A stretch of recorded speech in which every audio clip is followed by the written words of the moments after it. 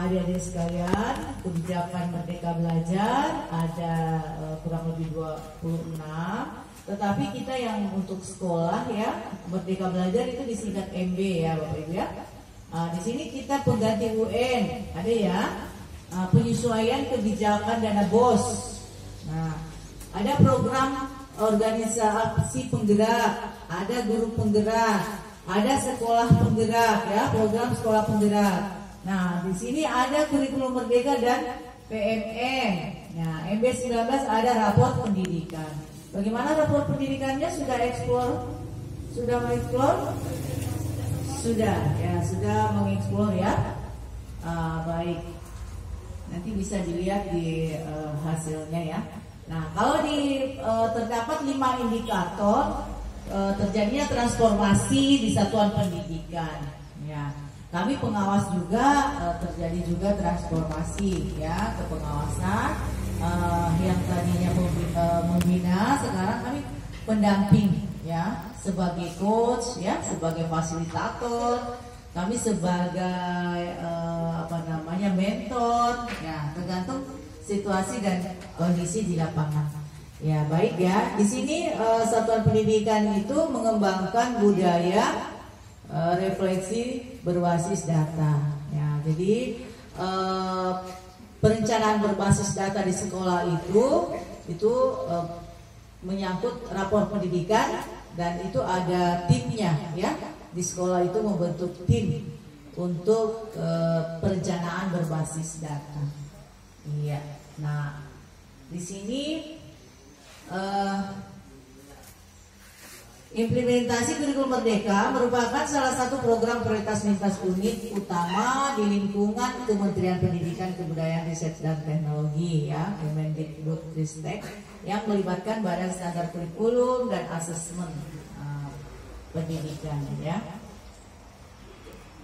Apa yang dimaksud implementasi kurikulum Merdeka? Ya. Implementasi kurikulum Merdeka yaitu berupaya untuk memulihkan pembelajaran demi mewujudkan transformasi pendidikan di Indonesia ke arah yang lebih baik. Iya.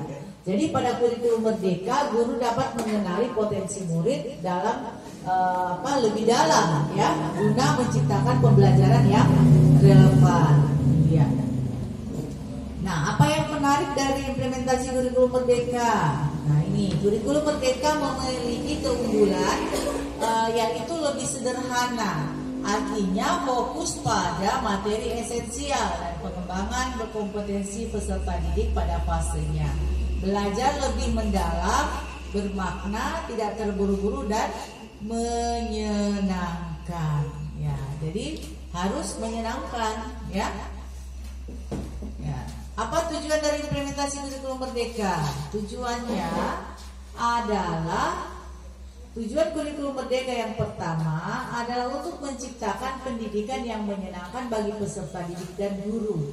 Nah, kurikulum ini juga menekankan pendidikan Indonesia pada pengembangan aspek keterampilan. Jadi ini ya, aspek keterampilan dan karakter sesuai dengan nilai-nilai bangsa Indonesia.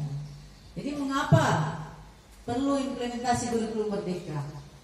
Ya, jadi dengan kurikulum Merdeka, para pendidik dapat memperkuat budaya refleksi, budaya belajar, dan berbagi sesama pendidik. Kurikulum Merdeka dirancang untuk menciptakan lingkungan belajar yang aman, nyaman, inklusif, dan menyenangkan. Nah, apa saja aspek dalam implementasi kurikulum Merdeka? Nah, ini ya, pendidik di sini memahami aspek kurikulum Merdeka secara umum. Jadi pendidik memahami 3 pilihan implementasi kurikulum Merdeka, yaitu apa? Mandiri belajar, mandiri berubah, dan mandiri berbagi. Iya. Jadi itu tahapannya ya. Nah, kita berada di mana? Mandiri apa? Mandiri berubah. Iya. Oke, kita ice breathing dulu deh supaya gak lemes. Ayo, kita menyanyi ini ya. Profil Pelajar Pancasila. Sudah tahu kan lagunya? Ayo, berdiri dulu. Ya. Berdiri dulu sebentar, Bu Kepsek. Ya, kita nyanyi dulu ya. Oke, sebelum kita berselancar di laptop ya. Oke. Semua kita syair lagunya itu ya. Saya mau tahu aja ya. Kita ganti dengan Pelajar Pancasila. Oke, 1, 2, 3.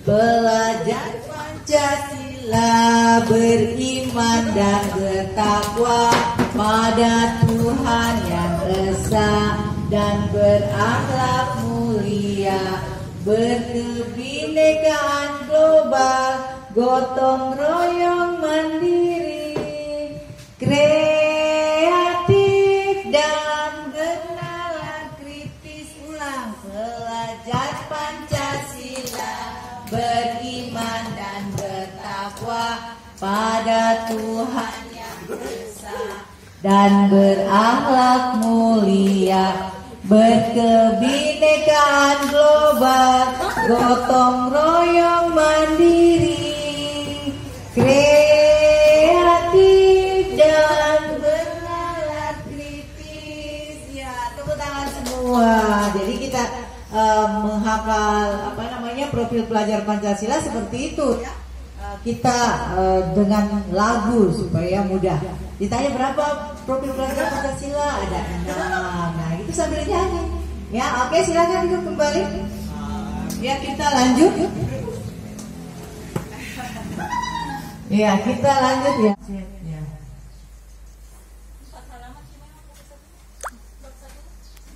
Bab 1 kan masalah informasi. Nanti saya 1 halaman lagi. iya, coba lihat bab 2. Bab 2 itu kan kenapa ini dia tidak cuma refresh dulu. 18 apa bab saya? 2 Iya. Silakan dipelajari ya. Saya coba dulu ini supaya kita bisa lihat bersama.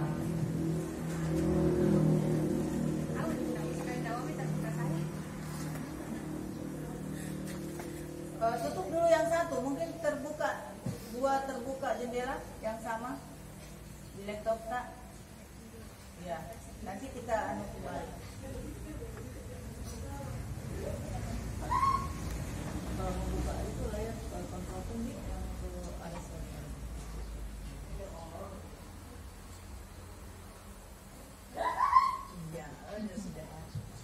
Ya, ini sudah normal kembali. Nah, ini ya. Jadi kita buka di sini di beranda tentang kurikulum. Ya, kita klik ini pengenalan kurikulum Merdeka. Nah, kita pilih kumpulan dokumen panduan pelaksanaan kurikulum Merdeka. Jadi kita harus baca dulu panduannya, ya. Nah, sudah itu kita di sini kan ada banyak ya. Ya. Untuk kita pelajari PMM, ini kita harus membaca ini.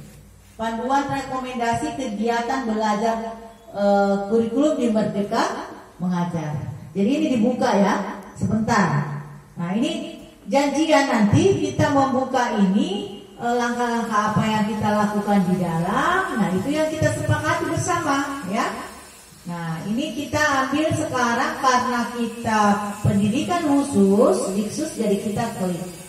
Apalagi adik-adik ini bukan dari alumni PLB, jadi perlu sekali nih, perlu ya, sangat penting ini buku ini tentang hambatan intelektual itu seperti apa, nah gitu, ya. Jadi ada bukunya, nah, kita tinggal buka. Bab 1 kenapa sampul saja? Nah, ini ya bab 1 mungkin ini 1 sampai 4 halamannya ya. Jadi di samping ini kita kasih turun ya sampai 4. Nah, silakan Bapak Ibu membaca ini. Jadi banyak-banyaklah membaca. Ketika nanti kita mentransfer ilmu kita kepada anak didik, sehingga anak didik kita bisa menyelesaikan soal-soal yang ada di AN ya. ANBK, nah, sehingga menghasilkan nilai yang maksimal, yang baik. Nah, kalau gurunya tidak pernah membaca, gimana mau ajarkan muridnya? Ya, setuju ya? Setuju? Iya.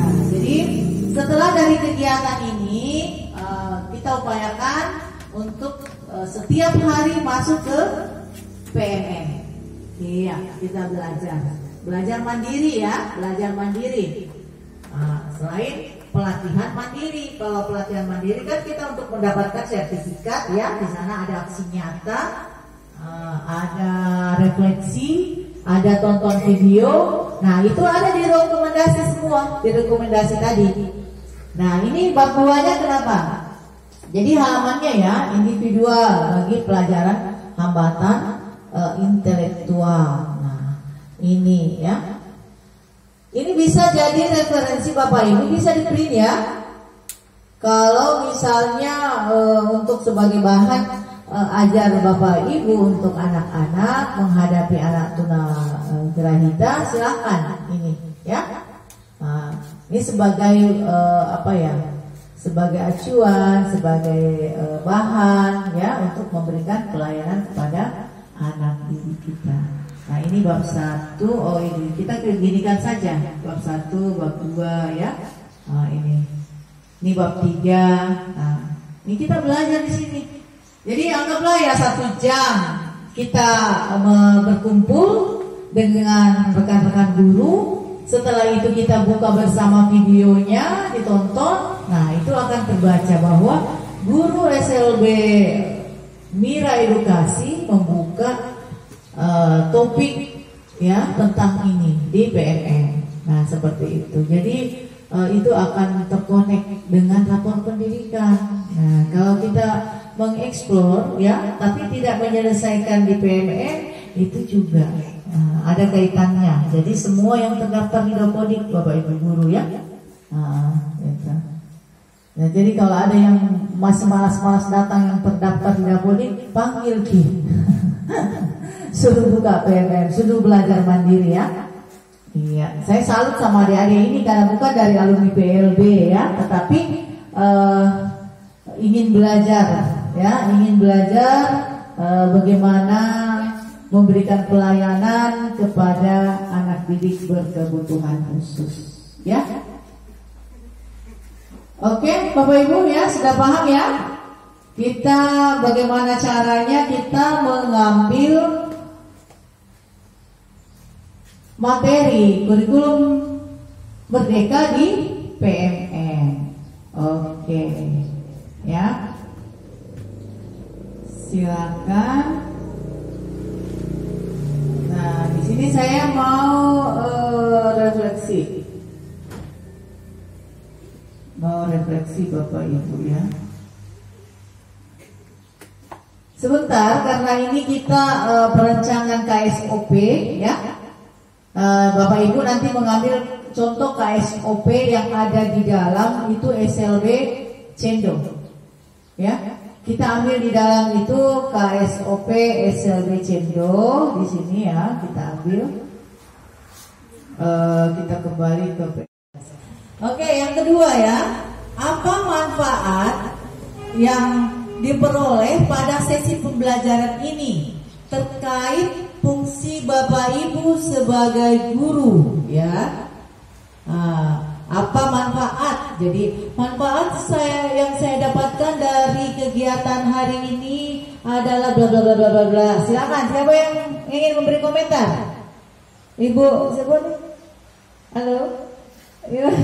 Siapa? Kita mau siapa ya?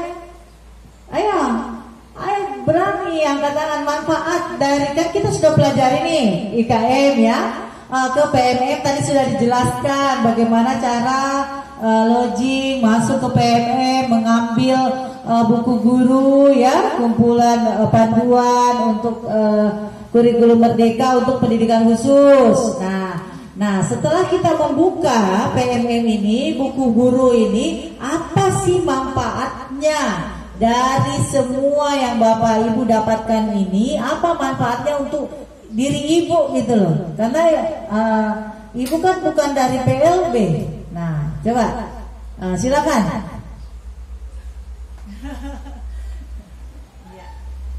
di atas ya, nomor 2. Bismillahirrahmanirrahim. Mengenai pertanyaan apa manfaat yang saya dapat pada sesi pembelajaran ini sebagai seorang guru, jujur saja selama ini website PMM atau aplikasi PMM ini untuk saya pribadi cuma digunakan untuk pelatihan mandiri, mengerjakan topik-topik dan sebagainya. Tapi melalui kegiatan ini saya dan saya rasa teman-teman yang lain juga baru mengerti bahwa di dalam PMM ini kita bisa mendapatkan berbagai macam materi-materi mengenai pendidikan khusus maupun mata pelajaran dan lain sebagainya. Kita juga dapat memperoleh panduan mengenai bagaimana cara mengajari anak-anak berpendidikan khusus, utamanya untuk kami yang non PLB. Juga mengenai terutama panduan menyusun KOSP, karena kebetulan kita juga sedang dalam proses menyusun KOSP. Dengan pembelajaran hari ini kita jadi mendapat materi baru, panduan baru untuk memperbaiki lagi KOSP yang sedang kami susun. Saya kira demikian yang dapat manfaat yang bisa kami dapatkan untuk pembelajaran hari ini. Terima kasih. Ya, terima kasih. Kita aplaus dulu dong. Ya, tentu sama ya. Sama karena kita bukan dari alumni PLB. Jadi informasi di dalam PMM tentang pendidikan khusus itu banyak sekali ya.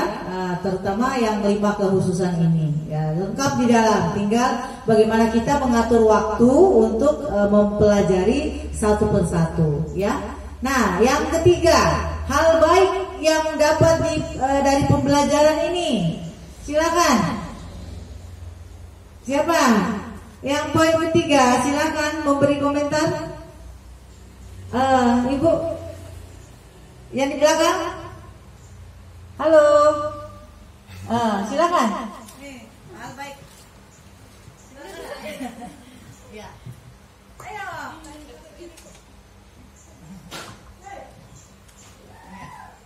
Silakan beri komentar. Hal baik apa? Apa yang Anda merasa baik untuk hari ini ya, pembelajaran hari ini? Gitu. Silakan nak. Iya. Iya. Ya, beri komentar ya supaya ada semangat Bapak Ibu untuk belajar. Ya. Oke, silakan. Hal baik apa yang kita dapatkan dari IKM melalui PMM ya, yang untuk hari ini?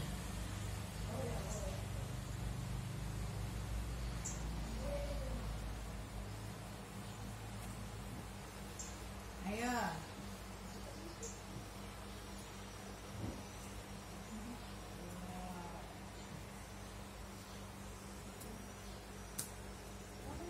Ayo.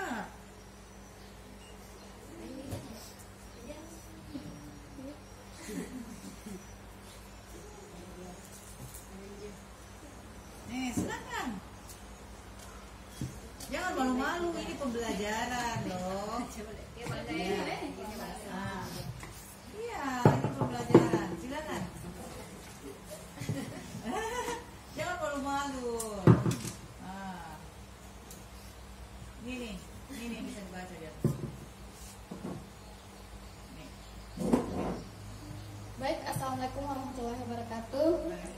Hal baik yang didapat dari pembelajaran hari ini yaitu tentunya dapat menambah materi-materi baru dan menambah inspirasi bagi kami seorang pengajar. Mungkin cukup sekian yang sempat saya sampaikan. Oke ya, jadi ada 3 manfaat, 3 refleksi untuk kegiatan kita hari ini, dan kegiatan ini akan berlanjut ya, berlangsung sampai tahun Juni 2024 ya. Nah, jadi kita mengawali kegiatan ini dengan bagaimana kita mengakses IKM melalui platform Merdeka mengajar. Nah, seperti itu ya. Jadi itu tambahan bahwa dari PMM ya, Merdeka Belajar ini mengajar adalah menambah inspirasi dalam mengajar. Bagaimana adik-adik memberikan pelayanan yang terbaik kepada anak berkebutuhan khusus ya. Jadi yang pada dasarnya memang sudah jadi tugas seorang guru ya untuk bisa memberikan